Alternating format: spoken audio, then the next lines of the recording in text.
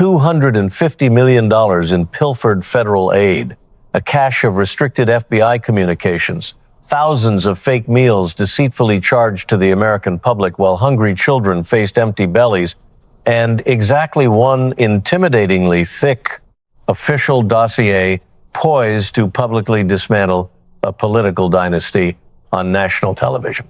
Ilhan Omar had committed the most ruinous, career-terminating blunder of her time in Congress, prematurely triggering a polished, weaponized claim of Islamophobia mere 11 seconds into a high-stakes Senate oversight hearing focused on pandemic-era corruption.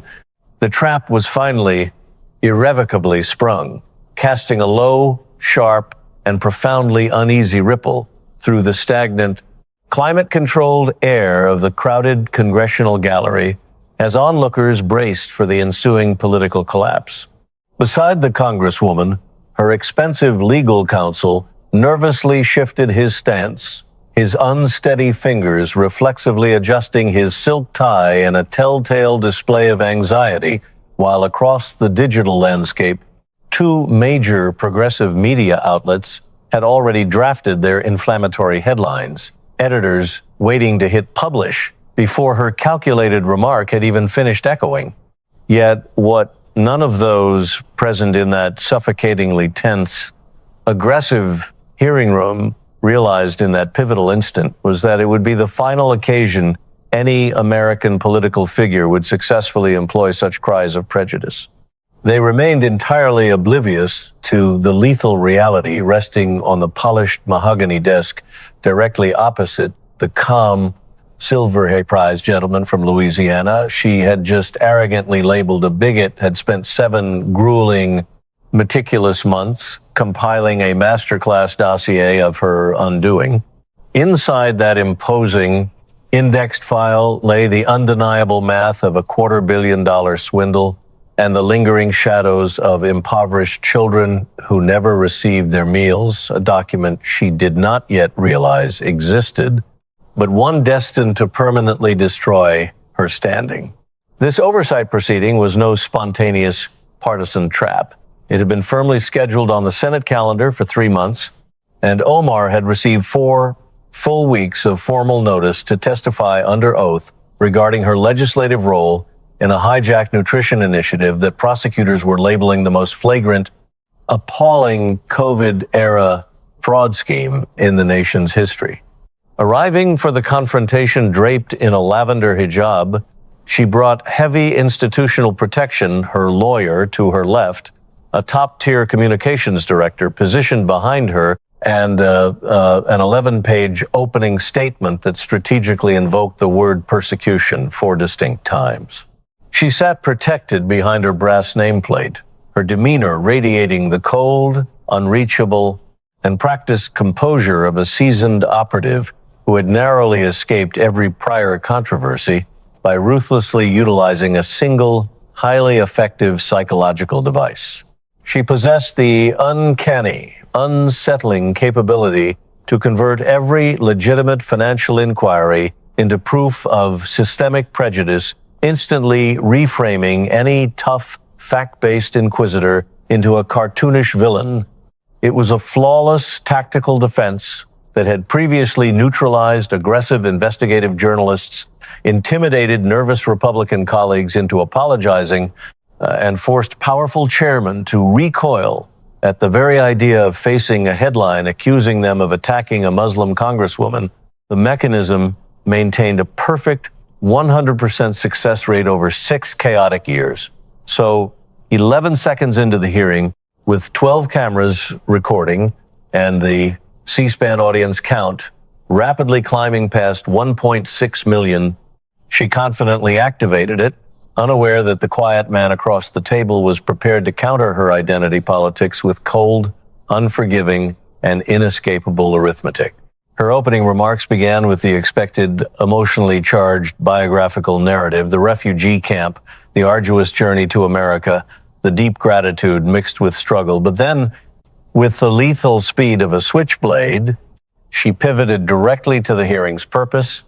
This committee, she enunciated, her tone measured hypnotic, and almost pastoral, has gathered not to uncover objective truth, but to eagerly continue a dark, historical tradition of targeting a black Muslim immigrant woman who dares to challenge the entrenched systems that exclusively favor the elite.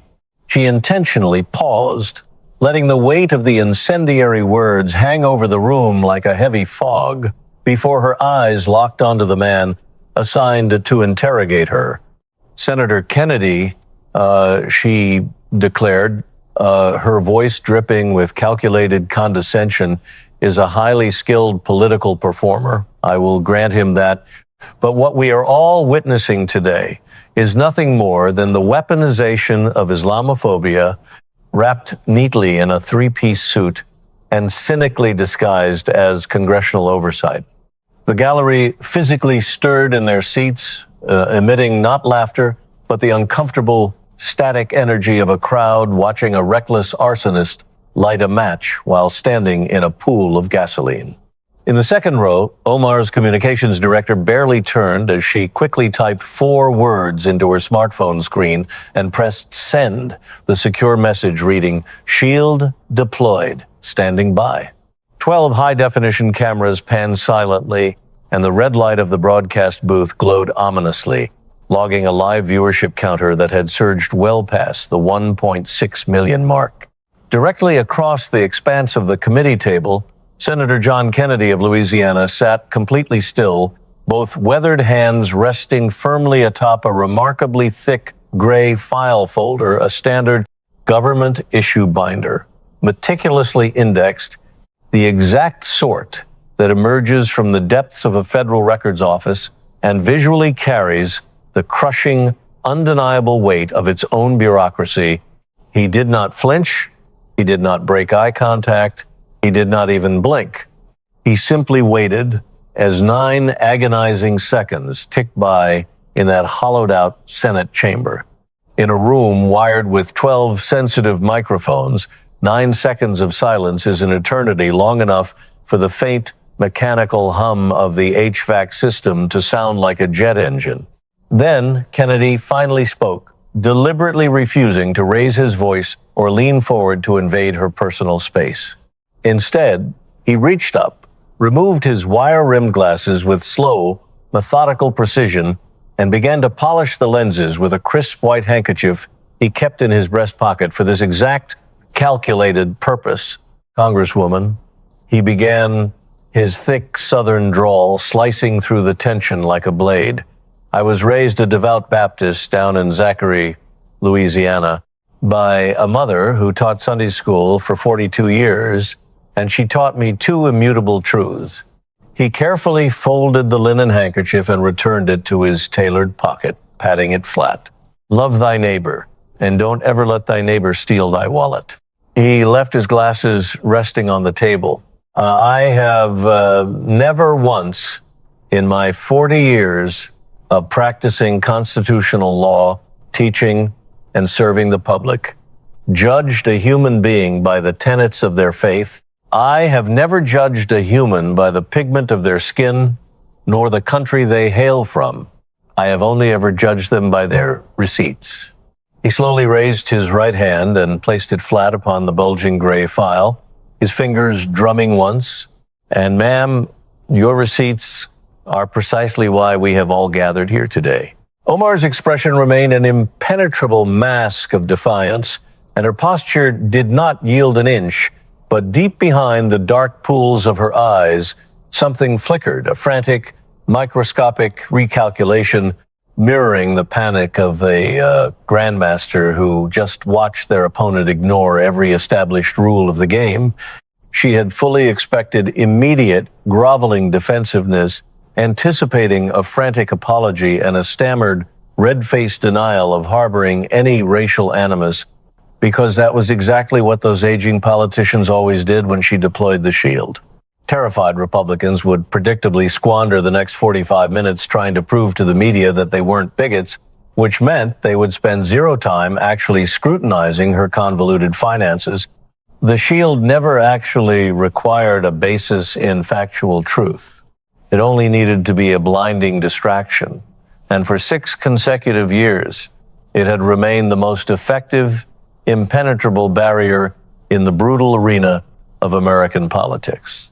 But Kennedy hadn't taken the bait, he hadn't apologized, he hadn't defensively denied a single accusation, and he hadn't uttered the words Islam, Somalia, immigration, or race. He had only spoken of his mother's Sunday school teachings, and he had invoked that terrifying word, receipts. And there it sat, the thick, gray, government-issued monolith resting menacingly on the table between them, resembling a locked iron door that Kennedy held the absolute power to swing wide open at any second. The sprawling hearing room was at maximum capacity. All 212 seats were occupied by tense journalists, anxious aides, and breathless spectators, while the harsh overhead fluorescent lights hummed incessantly, emitting that familiar, low institutional drone that permanently infests rooms where the government conducts its most grave business. The American flag hung perfectly motionless behind the committee dais, suspended in the climate-controlled air, as 12 cameras, 3 massive boom microphones, and a frantic broadcast control room flagged this specific hearing with an extended coverage status, indicating that someone in charge believed something truly historic was about to unfold. Kennedy's hands moved, delicately extracting a single, crisp sheet of paper from the gray file, holding it loosely between his thumb and forefinger, adopting the casual, slightly annoyed posture of a man holding a parking ticket he intends to contest. Now, before we plunge into the complex finances, and rest assured, ma'am, we will absolutely get to the finances, I want to clear up something relatively small, he stated, his tone disarmingly conversational, almost aggressively friendly. Back in March of 2019, the Congresswoman delivered a keynote at a high-profile CARE fundraiser in California. And during that speech, she stated, and I am quoting the official transcript directly, CARE was founded after 9/11 because they recognized that some people did something. Kennedy let the paper flutter softly onto the tabletop. 2 glaring factual errors in one single sentence. CARE was founded in 1994, 7 years before the morning of September 11th, and the catastrophic events of that dark day, the cold-blooded, calculated murder of 2,977 innocent souls on sovereign American soil, were not merely something. They constituted the deadliest, most horrific terrorist attack in the entire history of this republic.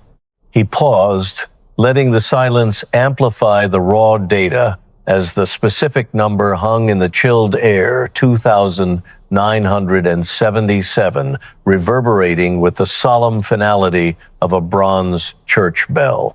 I absolutely do not bring this painful history up to merely relitigate old, exhausted controversies, but I want to do something here today that unfortunately wasn't done at that time. I want to clearly say the number out loud. He tapped the paper. Nicholas Haros Jr. tragically lost his mother on that horrific day, and he later wore a simple black T-shirt to the Ground Zero memorial that read, "Some people did something." He wore that shirt because those flippant words, spoken so casually by a sitting member of the United States Congress, made the most agonizing day of his entire life sound like a trivial, forgotten footnote. Kennedy folded his weathered hands meticulously on the polished wood. I bring this context up because it establishes a deeply troubling pattern that is highly relevant to this oversight hearing. The Congresswoman has a documented, undeniable history of being dangerously imprecise with critical facts that matter to a great many grieving Americans. The founding date of an organization is an objective fact. The exact number of innocent people who burned to death on September 11th is an unalterable fact. These are not fluid matters of personal opinion. They are hard numbers. They are concrete dates. They are things you either get right or you get horrifically wrong. Kennedy smoothly retrieved the paper from the desk, stating that the financial facts they were going to dissect today were also hard numbers and concrete dates, and they mattered at least as much. In the second row of the gallery, the tense facade of Omar's legal defense began to crack. Her high-powered attorney hastily uncapped a fountain pen and aggressively scribbled a line onto his yellow legal pad, heavily underlining it twice in dark ink, though he pointedly did not slide the pad over to show his client. Kennedy, however, did not offer them the luxury of a pause between his rhetorical barrages. He moved with a terrifying, unstoppable momentum of floodwater, without announcement, without asking for permission, surging simply and destructively forward. In February of 2019, the Congresswoman publicly tweeted, and again, I am quoting for the record, "It's all about the Benjamins, baby," in reference to AIPAC, the American Israel Public Affairs Committee. Kennedy flatly refused to editorialize the blatant anti-Semitism, instead simply reading the immediate fallout from a second, freshly printed document. In response, House Speaker Nancy Pelosi and the entire unified Democratic leadership issued a joint, blistering statement: anti-Semitism must be aggressively called out, forcefully confronted, and unequivocally condemned whenever and wherever it is encountered, without exception. We fully condemn these dangerous remarks and urgently call upon Congresswoman Omar to immediately apologize. Kennedy released the printout, letting it slap against the table. Notice, ma'am, that was not conservative Republicans demanding accountability. That was your own political party, your own chosen Speaker of the House. His hand moved to extract a third damning printout detailing that in 2012, the Congresswoman tweeted, "Israel has hypnotized the world," and in 2021, she publicly placed the United States military and the state of Israel in the exact same sentence as the terrorist organizations Hamas and the Taliban. As a direct consequence of that abhorrent rhetoric, she was subsequently and unceremoniously stripped of her seat on the House Foreign Affairs Committee. With the precision of a Vegas dealer, Kennedy placed the three separate printouts side by side on the desk, three separate documented incidents, three exhausting, predictable cycles of public outrage, forced apologies, and immediate repetition, noting coldly that the sitting Congresswoman had been forced to apologize for blatant prejudice more times than most average citizens have ever even committed it. A secondary, darker murmur rippled rapidly across the packed gallery. It was definitely not laughter. It wasn't even performative political outrage. It was something far more visceral, the collective sinking sound a room makes when it is forced to recognize an ugly, undeniable pattern that everyone had been politely trying their hardest not to see. Kennedy suddenly leaned forward, his proximity shrinking the distance between them as his voice dropped into a gravelly, authoritative baritone. I bring this extensive history up for a specific tactical reason. In approximately 5 short minutes, the Congresswoman sitting before me is going to inevitably accuse me of deep-seated bigotry. She deploys this exact tactic against everyone who dares to ask her hard, uncomfortable questions. It is her primary reflexive defense mechanism, and frankly, I have a grudging professional respect for its brutal effectiveness. It has shielded her flawlessly for 6 long years. He lifted his chin, staring with laser focus directly into Omar's dark, unblinking eyes. But I wanted it permanently etched onto the congressional record, seconds before she inevitably deploys it again, that there is exactly one person sitting at this table today who has been formally and publicly condemned for hateful prejudice by their own party's highest leadership, and it is most certainly not me. The room instantly plunged into an absolute suffocating quiet, and Omar's perfectly painted lips parted slightly, hovering in the tense air, and then snapped shut. The legendary shield had just been systematically dismantled.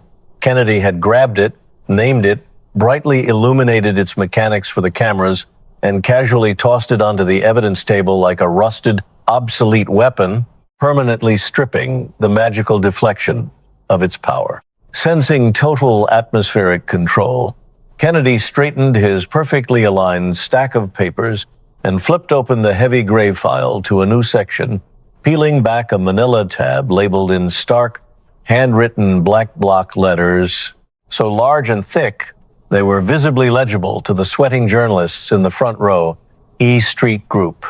Now, Kennedy declared, a faint, chilling smile playing at the corners of his mouth, let's talk about the money.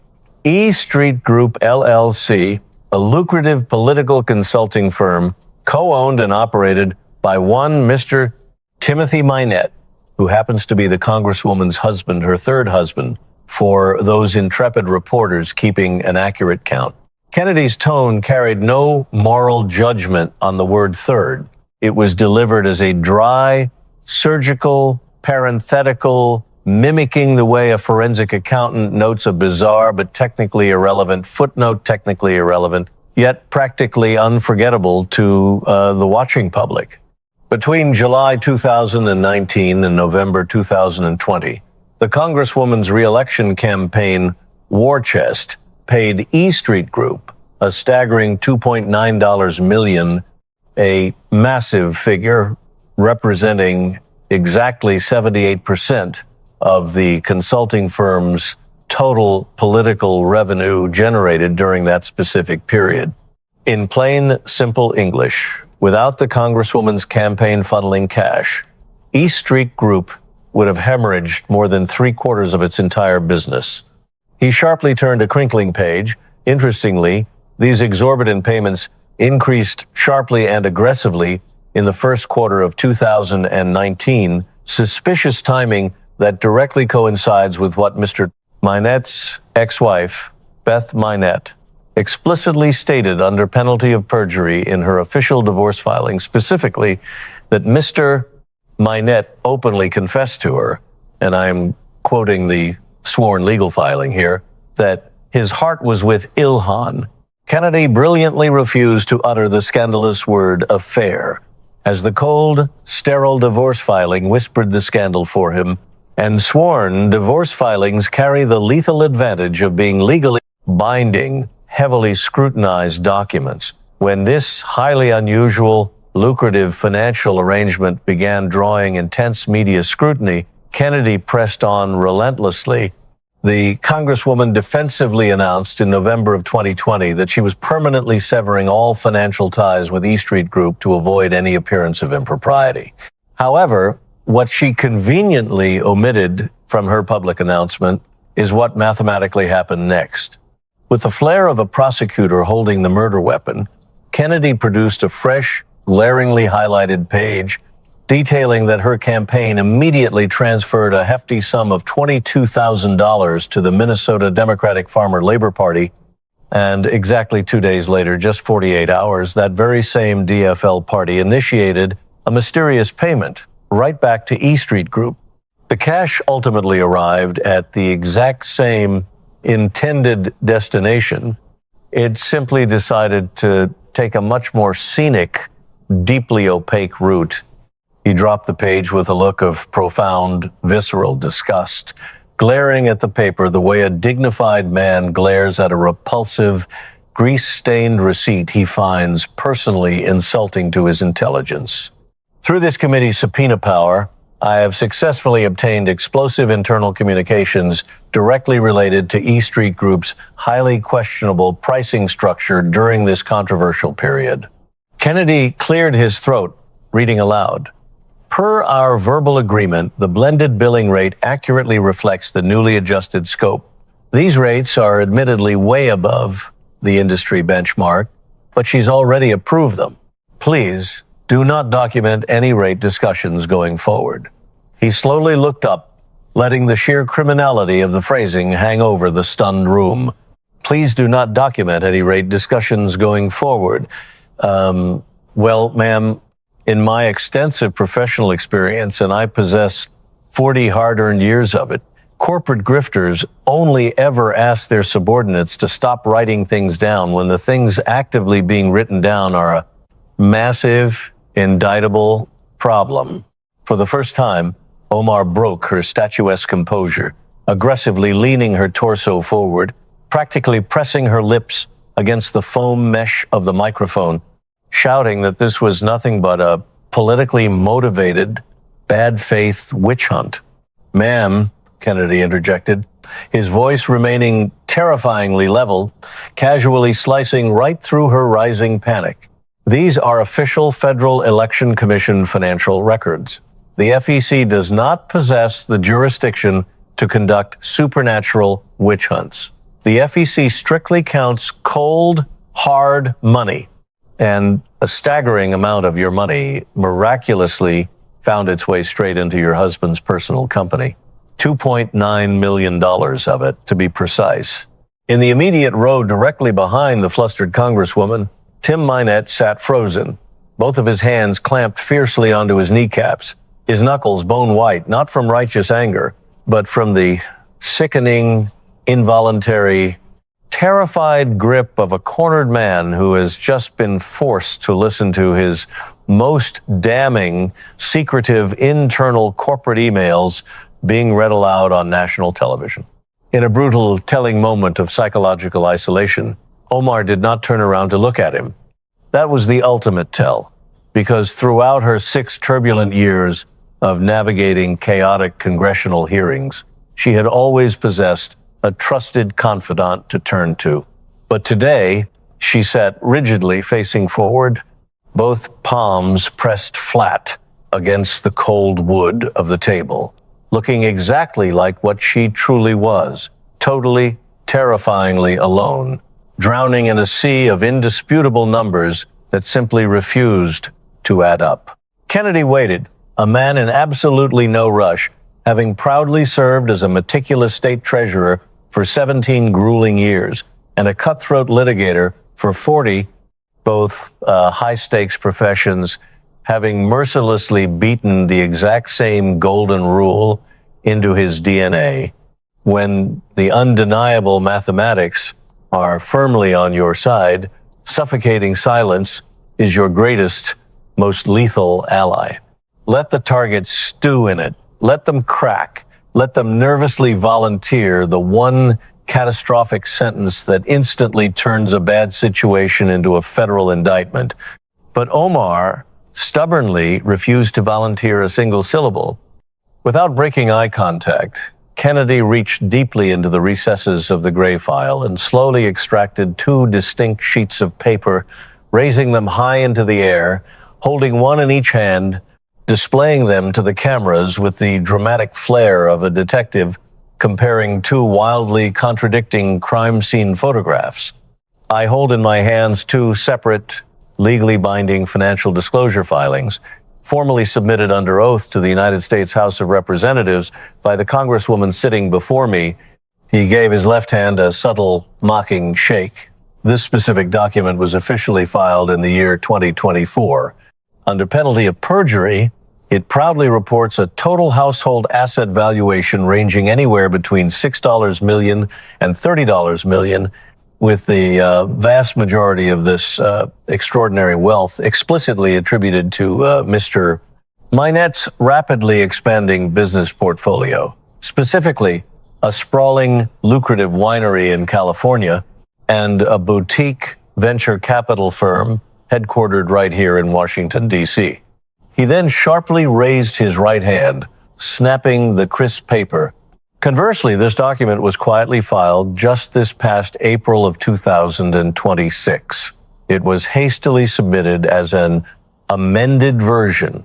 Shockingly, this new document reports a suddenly decimated total household asset valuation ranging between a mere $18,000 and $95,000. Kennedy held both conflicting documents extended at arm's length, the physical distance between his left and right hand, perhaps a mere 18 inches. But housed within that tiny void lived a monumental, potentially criminal discrepancy of exactly $29,905,000. The logic here is inescapable, Kennedy drawled, his voice sharpening into a razor's edge. Either the Congresswoman was genuinely worth an astounding $30 million, meaning she brazenly, boldly lied to the American public when she looked a reporter dead in the eye and told Business Insider, and I quote, "I am not a millionaire." That statement would be categorically, demonstrably false. Or, alternatively, she was truly only worth $95,000, which fundamentally means her original sworn federal filing was a work of blatant, actionable fraud. Both of these wildly contradicting financial realities simply cannot exist in the same universe. One of them is a direct, undeniable violation of federal law. Omar visibly stiffened, her jaw clenching as she desperately grasped for a bureaucratic lifeline, firing back that it was merely a clerical accounting error that her dedicated office staff had already fully addressed. Ma'am, Kennedy's voice didn't rise in volume, but it fundamentally altered its molecular structure, becoming something hard, cold, and entirely unyielding. I proudly served as the treasurer of the great state of Louisiana for 17 years. I personally managed massive, complex investment portfolios valued in the billions of dollars. I have seen my fair share of honest accounting errors, and an honest accounting error is usually off by a straight decimal point. They are categorically not off by $29 million. He dropped both explosive pages side by side onto the desk with a heavy thud. But tragically, the plot only thickens from there, as this newly minted, amended filing bizarrely shows that Mr. Minette's illustrious venture capital firm, Rose Lake Capital, supposedly holds millions in managed assets, yet miraculously generated exactly $0 in taxable income for the entirety of 2024. Zero. A venture capital firm boasting millions in assets under management that somehow produces absolutely zero income is either a spectacular, historically unprecedented business failure, or it is a remarkable, highly illegal fiction.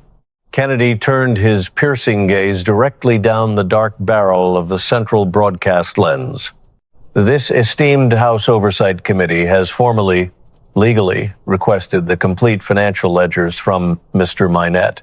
As of this very moment, those critical records have simply not been provided.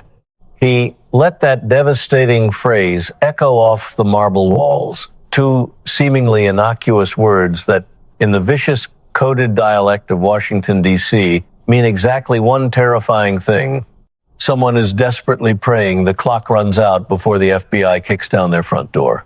Kennedy slowly returned his gaze to Omar, whose facial expression had remained locked in the same fiercely measured stillness, but the quality of that stillness had fundamentally transformed.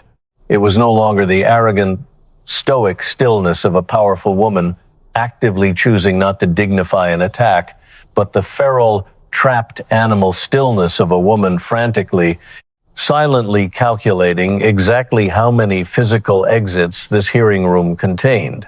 With a chilling finality, Kennedy slowly folded the manila tab over, permanently closing the E Street Group chapter, and methodically shifted his hands to the right side of his desk, where the next tab resting there was visibly, obscenely thicker than all the previous tabs combined. It was aggressively labeled in glaring, blood-red ink, the handwritten block letters so violently large they could be easily deciphered by the stunned tourists sitting way back in the third row of the upper gallery. Feeding our future. Now, Kennedy announced, and the very atmospheric pressure in the room plummeted, his Louisiana drawl remaining, but the folksy, disarming warmth completely evaporating, violently sucked out of the room the way golden sunlight is instantly banished when a heavy vault door slams shut. We finally arrive at the core tragedy. We arrive at the $250 million. Kennedy casually reached his arm below the lip of the heavy wooden table and brought up a second monstrous file, not the flimsy cardboard folder he had been previously dissecting her with, but a massive, incredibly thick white binder, so obscenely heavy that it let out a sickening, dense thwack when it violently met the table, the auditory manifestation of evidence that had been obsessively accumulating for a very, very long time. Every single camera operator in the room instinctively simultaneously adjusted their zoom lenses, and the packed gallery physically leaned forward, moving as a single hypnotized organism. "The Feeding Our Future case," Kennedy began, his voice dropping into a register of pure, unadulterated grimness, "is officially classified as the single largest, most brazen pandemic fraud prosecution in the entire history of the United States of America. Federal prosecutors allege that a vast, deeply coordinated network of corrupt organizations and greedy individuals operating right out of Minnesota successfully billed the federal government for an astonishing $250 million. This money was explicitly earmarked to purchase hot meals for impoverished, low-income, starving children. Meals that we now know, as a matter of horrific fact, were absolutely never purchased, never prepared, never served, and most certainly never eaten. He cracked open the spine of the massive white binder, revealing that 87 individuals had been formally federally charged, 79 of whom happened to be of Somali descent, and that Amy Bach, the disgraced founder, was officially convicted by a jury on sweeping federal charges of massive conspiracy, blatant bribery, and systemic wire fraud, facing up to 100 years in a federal penitentiary. He turned a heavy page, reading directly from a highlighted brief detailing that in March of 2020, the Congresswoman sitting before him proudly introduced a piece of emergency legislation dubbed the Meals Act, which aggressively allowed the federal government to grant sweeping, unprecedented blanket exemptions to the strict, necessary inspection requirements that normally safely govern all school nutrition programs. "Your Meals Act effectively completely removed the guardrails," Kennedy growled, staring right through her. "It entirely eliminated the crucial legal requirement that a human being physically verify that the food was actually being prepared and served to hungry kids.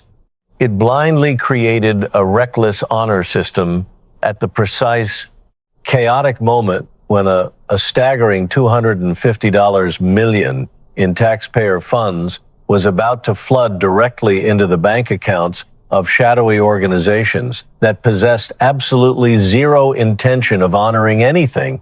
Omar violently shifted her weight forward, her voice defensive and shrill, claiming that the emergency legislation was officially signed into law by President Donald Trump himself with overwhelming bipartisan support. "I am acutely aware that the bill was broadly bipartisan, ma'am," Kennedy interrupted, his voice lashing out like a cracking whip, faster and harder than he had spoken all morning. "I am not asking you who blindly signed the paper in the Oval Office. I am asking you who specifically wrote the damn thing. And the undeniable answer, ma'am, is you." The total, agonizing silence that immediately followed this exchange was suffocatingly long, the terrifying, heavy silence of a room that has suddenly, collectively realized it is actively witnessing a historical, career-ending evisceration. Kennedy let the silence stretch until it was nearly unbearable before detailing that court exhibits retrieved directly from Amy Bach's criminal trial definitively show that the Congresswoman's personal name appears explicitly, at minimum, 6 separate times in deeply incriminating internal emails and encrypted text messages directly linked to the syndicate, including the 5th of February 2021 email chain regarding the USDA food program, and a secondary exchange explicitly labeled Ilhan's office. He ominously noted that federal investigators successfully recovered hundreds of deleted text messages exchanged directly between Ms. Bach and the Congresswoman during a pre-dawn FBI raid, which currently remain legally sealed, before intentionally pausing, closing the binder slightly, and placing both hands flat on the polished table. "But ma'am, I have personally reviewed communications that are not sealed." Senator Kennedy reached into his file and extracted a slightly wrinkled document, handling it with the reverence of a tragic relic. It was a June 2021 email from Fadumo, a desperate mother in the Cedar Riverside neighborhood. pleading with the Congresswoman's district office because her two young sons, 8-year-old Abdi and 5-year-old Hassan, had not received their meals for 3 agonizing weeks. Despite the Feeding Our Future program being fraudulently listed as active, Fadumo's children were starving while grifters exploited their names. Kennedy's razor-sharp legal tone softened into something raw as he quoted her heartbreaking realization that the system was stealing from her boys. He then produced a second damning document, revealing that although Omar's senior staff explicitly flagged and acknowledged the email, they did absolutely nothing. No calls were made to the USDA, the Department of Education, or to Fadumo. The urgent plea decayed in an unread digital inbox for 8 excruciating months, an entire school year where a child like Hassan learned long division on an empty stomach, waiting for a lunch that would never arrive. Brandishing a third document like an executioner's blade, Kennedy revealed an intercepted message from convicted fraudster Amy Bach, begging a high-level contact in Omar's inner circle to call off the USDA's scrutiny.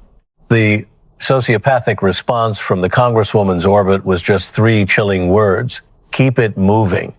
Stripped of its volume, Kennedy's voice dropped to a haunting whisper that pierced the room, emphasizing that while $250 million was being ripped from the mouths of marginalized Somali American children, the official instruction from their own representative's office was simply to look the other way. A suffocating 14-second silence paralyzed the hearing room, stretching so long that the gallery became uncomfortably aware of the air conditioning cycling and their own ragged breathing. Breaking the quiet, Kennedy calculated the mathematical devastation allowed. Roughly $2,900 stolen from every impoverished child in the Minneapolis public school system, leaving a 5-year-old boy officially counted as fed in a federal database, while he cried from genuine hunger, locking eyes with Omar's frozen face. The senator made his ultimate, devastating distinction. He was not accusing the Congresswoman of petty theft.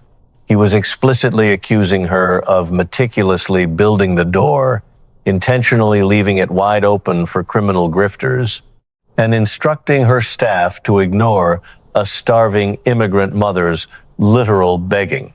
Up in the gallery, an older woman in a modest hijab sat rigidly, her shattered expression radiating the collective mourning of a betrayed community, while down at the witness table, Omar's high-powered defense attorney dropped his gold pen in utter defeat.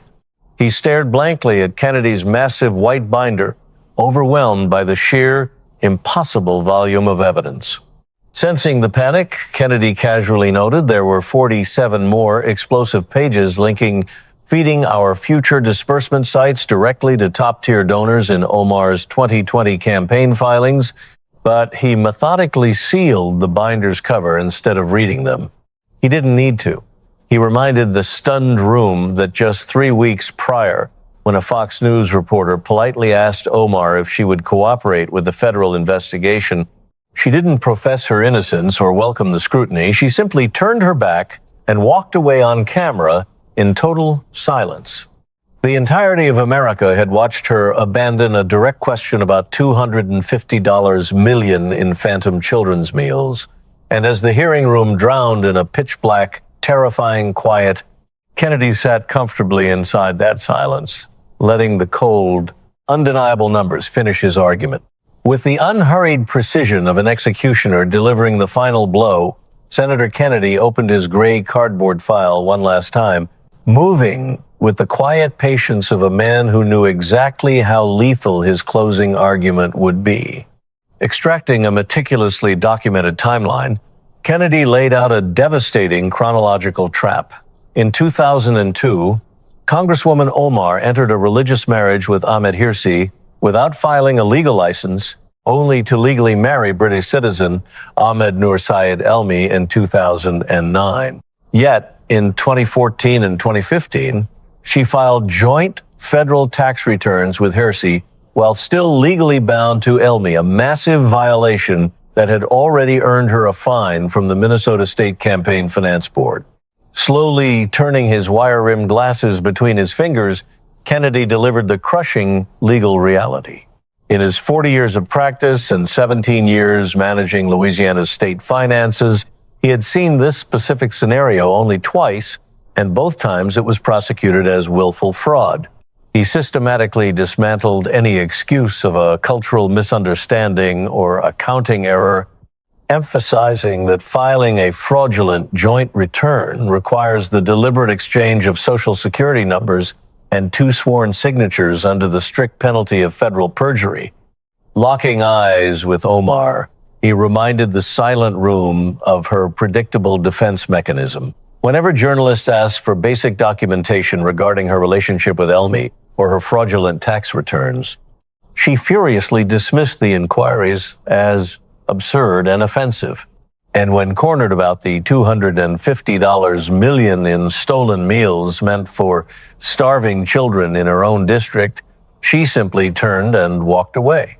Kennedy expertly framed her outrage as a cowardly panic button, gently closing his file with the reverence of a preacher ending a sermon. He offered no final legal conclusions, leaving that to grand juries and the Department of Justice, but left 47 pages of agonizing questions hanging in the air, yielding his time and taking a slow sip of ice water while the political landscape shifted beneath Omar's feet. For exactly 11 agonizing seconds, the precise duration it had taken her to deploy her weaponized identity shield at the hearing's start, Ilhan Omar sat completely paralyzed behind her brass nameplate.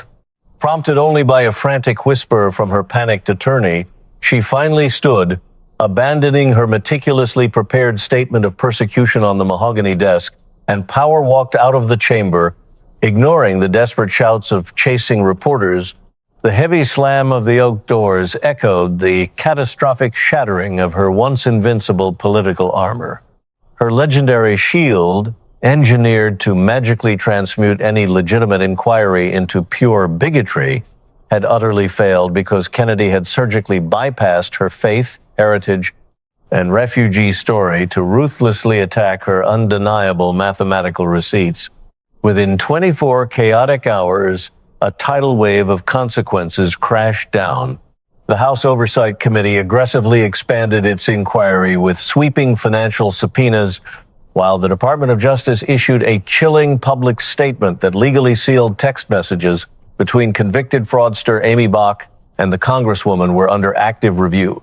The political bleeding was instantaneous. Major progressive donors froze their contributions, and internal polling showed her once impenetrable approval rating plummeting by a staggering 8 points. Back in Minneapolis, the callous phrase "keep it moving" became a rallying cry violently scribbled on neon protest signs outside her barricaded office. A viral, high-resolution image of a handmade protest sign taped to a dead-bolted "Feeding Our Future" door, starkly juxtaposed against a cheerful government nutrition poster, was shared hundreds of thousands of times.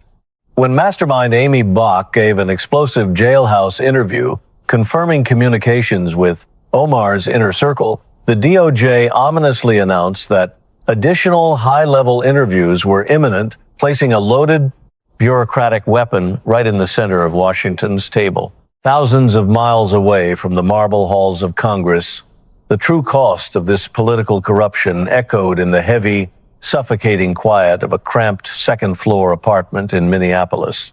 Fadumo Ali sat in the dark at her scratched kitchen table, her growing children forced to sleep early because their meager dinner portions could not keep them awake.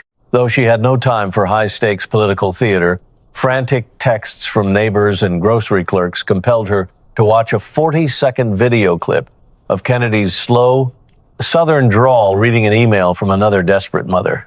Fadumo recognized the crushing, visceral helplessness in those words, immediately the agony of begging a bureaucracy for salvation, only to be coldly assured the system was working perfectly while her own eyes proved it was not.